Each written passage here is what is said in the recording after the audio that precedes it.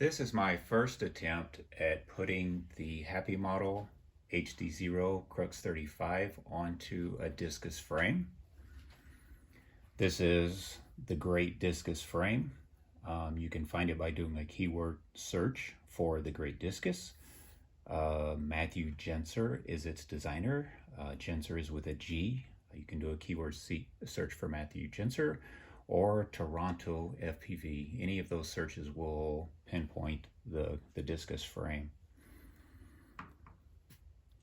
The TPU is not my design. This TPU was designed by Ryan Quillett. He's made it available on Thingiverse, and it was designed for one of the 533 racing drones. So with that in mind, it was designed for an M3 standoff, not these M2s. It's a little loose for the M2 standoff, so I have rubber O-rings on the bottom of the standoffs here, and that allows me to squish the camera mount between the top and bottom plate, and that holds it nice and tight, and then there's no wobble. And that's for the HDZero 90 cam. This particular one is set at 25 degrees, but he has several different options there on Thingiverse that he's made available to the public. So once again, just an absolute bone stock from the HDZero website, the Happy Model HDZero Crux35 transferred onto a Discus frame. These are the original Crux35 standoffs. They're M2 standoffs. They're 25 millimeters in length.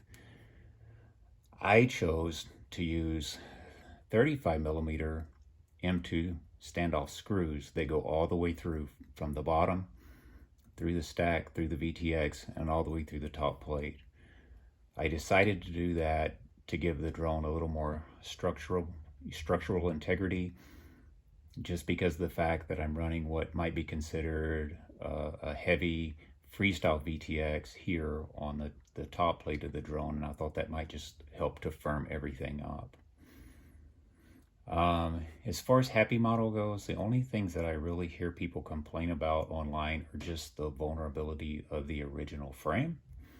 But with that in mind, the Happy Model PCB is absolutely the thinnest PCB that I have ever seen, so I'm not sure what that's going to do as far as the longevity. Also, once again, I've never really heard anybody complain about the Happy Model motors. People seem to really like these motors a lot, but the motor windings are pretty sloppy, so take that for what it is.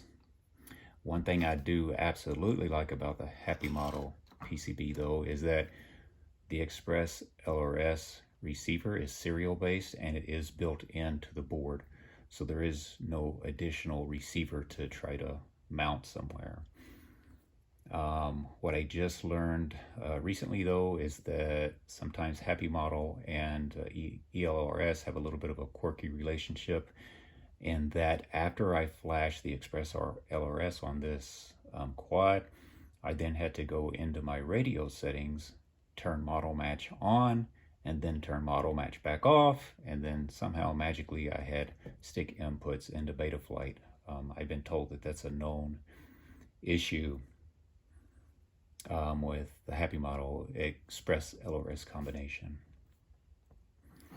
I think that probably on my next build, rather than mounting this antenna up high, the VTX antenna, I will actually use a Tiny Trainer X2 TPU mount that will allow me to have the TPU mount onto the standoff here. That particular mount also has a little bit of TPU protection around the antenna itself, and it will mount just a little bit lower in the frame, and that way it'll have a lot more protection.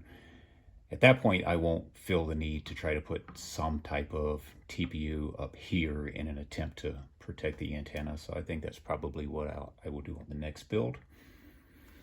I do think that this frame probably needs some sort of TPU designed maybe to mount here just as a ledge that will help hold the battery in place, just something for the front of the battery to push against. because during a crash, if the battery ejects because there's nothing really helping to hold it in place here, it will disconnect. I'm going to lose power to the quad. And at that point, it makes it very much more difficult to find the quad when it's down after the battery's injected and there's no power, to activate the beeper or to spin the motors or anything like that. Otherwise, I think that's about the gist of this. And yeah, I think we should go see how it flies.